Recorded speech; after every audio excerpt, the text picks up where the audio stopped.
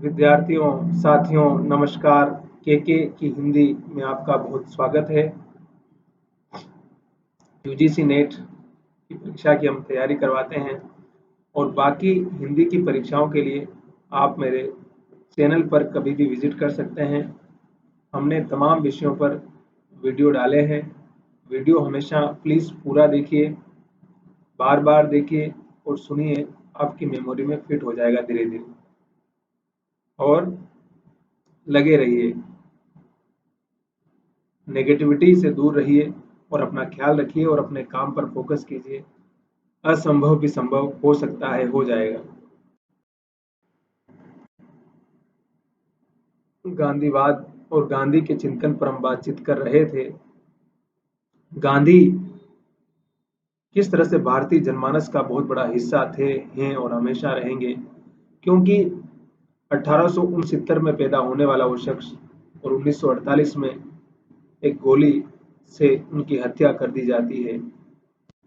उन्होंने किस तरह से इस मुल्क को बनाने के लिए अपना संपूर्ण जीवन अर्पित किया, सेक्रीफाई किया, लेकिन आज का जो समय है उसमें जैसे गांधी की उपयोगिता खत्म होती जा रही है या की जा रही है। व्हाट्सएप विश्वविद्यालय की जो तमाम खबरें हैं उनमें आप इस चीज़ को देख सकते हैं। उन खबरों की प्रामाणिकता क्या है, सच्चाई क्या है, ये आप सब, अगर आप समझदार होंगे तो आप जानेंगे। अगर आप नहीं मानना चाहेंगे तो वो अलग बात है। गांधी भारतीय इतिहास, समाज, संस्कृति का एक ऐसा अभिन्न हिस्सा है जो सत्य और अहिंसा की बात करता है और समाज को बेहतर बनाने के जो तमाम रास्ते हैं उन सारे रास्तों को गांधी हमारे सामने रखते हैं। और गांधी का जो सिद्धांत ही था वो सत्य और अहिंसा का सिद्धांत था कि ट्रूथ एंड नॉन वायलेंस की बात वो करते हैं। और आप उस जमाने की कल्पना कीजिए जब जब आप को अंग्रेज कह रहे हो कि Indians and dogs are same, भारतीय और कुत्ते दोनों बराबर हैं और आपके लिए कोई अधिकार नहीं है, आपको बराबर के साथ जीने का अधिकार नहीं है। हर तरह से आपके सामने साथ भेदभाव हो रहा हो, डिस्क्रिमिनेशन हो रहा हो और इतनी बड़ी सत्ता से आपको लड़ना होगा, तब आप किस तरह से हजारों लोगों को मरने के लिए तो नहीं छोड़ सकते ना। तो गांधी उस समय नॉन वायलेंस या अहिंसा की बात कर रहे होते हैं और गांधी का या अहिंसा का जो रास्ता है उसमें मैंने कहा ना कि सत्य की बात हो, कहते हैं कि आप सत्य बोलिए, सत्य चाहे कितना भी खराब हो लेकिन सत्य बोलना है आपको। और हिंसा नहीं करना है, किसी को भी आपके साथ गोली चलाना, मारपीट करना, तलवार चलाना, लकड़ी से पीटना, है ना, इस प्रकार की चीजों से आपको बचना होगा।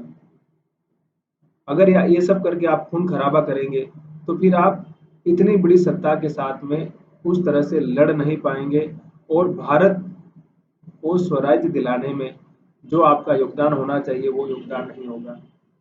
सत्याग्रह की बात करते हैं, आपको सत्य के लिए आग्रह करना है। आपको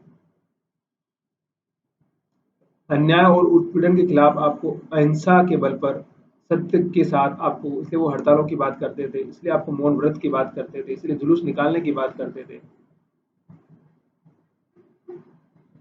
आप उस रास्ते पर चल करके बड़ी से बड़ी सत्ता को भी मनवा सकते हैं, उससे भी अपनी बात कह सकते हैं। लेकिन अगर आप वही हिंसा का रास्ता अपनाएंगे तो फिर बहुत मुश्किल हो जाएगा। इसलिए गांधी बार बार अहिंसा की बात करते हैं, बार बार, क्या उनका जीवन का सिद्धांत ही था और जीवन भर उन्होंने उसी सिद्धांत पर चल करके कहिए कि अपनी जान दी।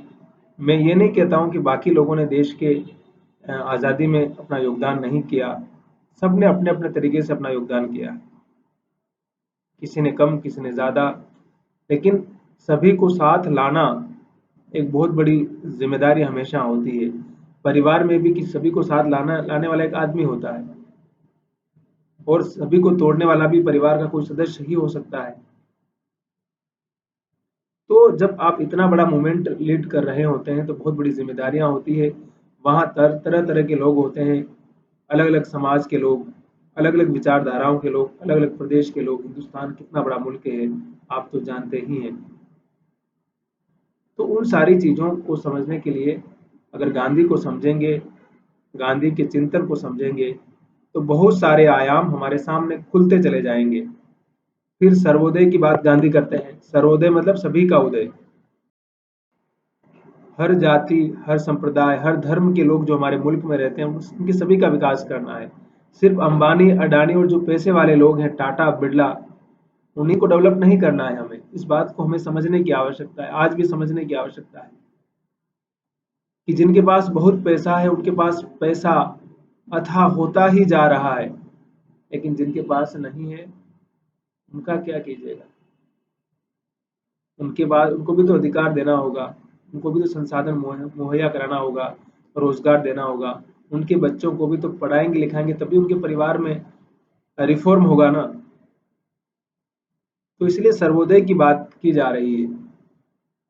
वो तमाम जातियां, वो तमाम लोग जो कि हमेशा उपेक्षित रहे हैं, जिनके पास संसाधन नहीं रहे, स्त्रियां जिन्हें हमेशा घर की चार दीवारों के अंदर ही हमेशा बंद करके रखा गया है, उन्हें बाहर ले जाने की, उन्हें बाहर की दुनिया से रूबरू कराने की, उन्हें पढ़ लिख करके आगे बढ़ाने की कितनी आवश्यकता है। और आज 2025 में हम देख रहे हैं कि स्त्रियां हर जगह अपना काम कर रही है और शिद्दत से कर रही है।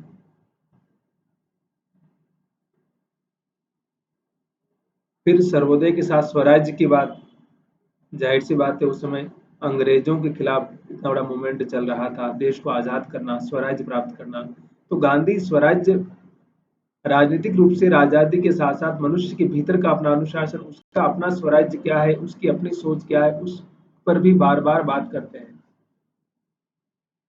कि अगर हमारे जीवन में एक अनुशासन नहीं होगा, हमारा अपना स्वराज्य नहीं होगा, तो बाकी सारी चीजों, बाहर से बड़ी बड़ी बातें करने से कुछ भी हासिल नहीं होगा, उससे कुछ भी घटित नहीं होने वाला है। इस तथ्य को, इस सत्य को भी हमें समझने की आवश्यकता है।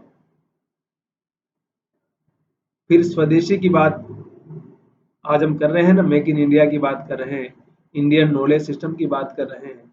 तो गांधी ये बात उस जमाने में भी कर रहे थे, अपने तरीके से कर रहे थे, और उसमें इसका इफेक्ट दूर दूर तक गया था। फिर ट्रस्टीशिप के सिद्धांत की बात, कोई समाजवादी सिद्धांत कह सकते हैं, राज्य के बाद सारी चीजें रहेगी। आज सरकार तमाम चीजों को प्राइवेट दे रही है, इसलिए सारा जो प्रॉफिट है, सारा लाभ है, वो भी प्राइवेट के पास जा रहा है। तो ट्रस्टीशिप में ये होगा कि सभी लोगों को काम करना है, और जो प्रॉफिट होगा, जो लाभ होगा, उसका डिस्ट्रीब्यूशन सभी के हित में होगा।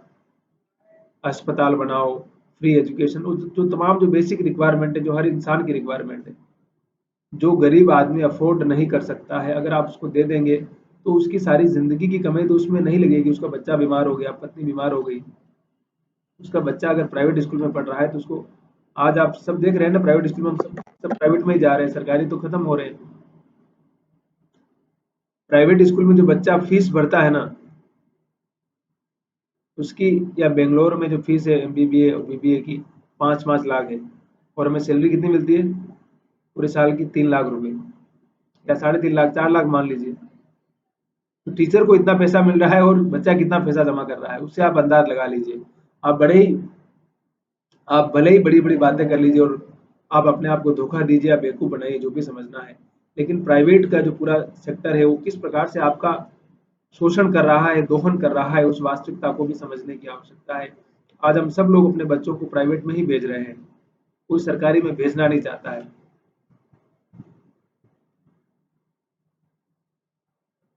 लेकिन इसका रिजल्ट भी बहुत जल्दी आएगा, और 10-20 साल और देख लीजिए, फिर पता चलेगा आपको कि प्राइवेट का जौहर क्या होता है, और प्राइवेट संसार कैसे आपकी जिंदगी को खारिज करता है।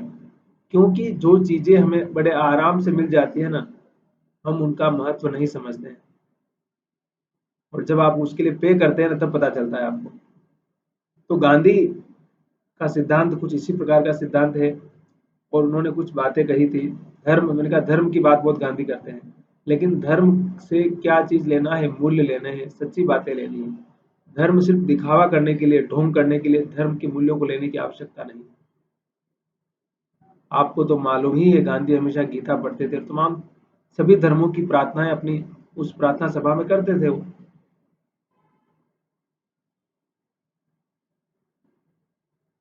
और उनकी तो ईश्वर में अटूट आस्था थी। भगत सिंह की तरह वो नास्तिक भी नहीं थे, है ना। देखिए, आदमी आस्थावान है या आस्थावान नहीं है, ये कई बार उसका निजी फैसला होता है, लेकिन वो ओवरऑल अपनी जिंदगी में किस तरह का है ये बहुत महत्वपूर्ण है। वो बाहर से तो बहुत चमक रहा है, लेकिन भीतर झूठ, धोखा, फरेबी, बेईमानी का काम करता रहता है। और रोज मंदिर जाता है, आस्था की बातें करेगा, आपसे धर्म की बातें करेगा, आपको उपदेश देगा, तो फिर वो धर्म किसी काम का नहीं है, वो सारी बातें बेकार है। बहुत ही सिंपल भाषा में इसलिए बता रहा हूँ, जो अंदर से है, जो बाहर से वही है, बाहर से अंदर से सब सेम है। तभी उस सारे सिद्धांत की बात करने का मतलब है, सारी बड़ी बड़ी बातों का मतलब है। नहीं तो आप भले ही बड़ी बड़ी बातें करते रहिए, कौन मना कर रहा है, कीजिए बड़ी बड़ी बातें। तो गांधी क्या कहते हैं, सत्य सामूहिक विनाश के किसी भी हथियार से कहीं अधिक शक्तिशाली है। सत्य की ताकत बता रहे हैं। और कहते हैं ना कि सत्य कितना भी कठोर हो, कितना भी कड़वा हो, बोलना चाहिए। वैसे आज का जमाना तो बेईमानी और फुल पॉलिशिंग का जमाना है। मीठा कितना बोल सकते हैं आप, और लोगों को कितना बेवकूफ बना सकते हैं। फिर वो कहते हैं कि ऐसे आपको जीना है जैसे आपको कल मरना है, और सीखना ऐसे है जैसे आप हमेशा जीवित रहने वाले हैं। आंख के बदले आंख पूरी दुनिया को अंधा बना देगी, और स्वतंत्रता किसी नए जन्म की तरह है।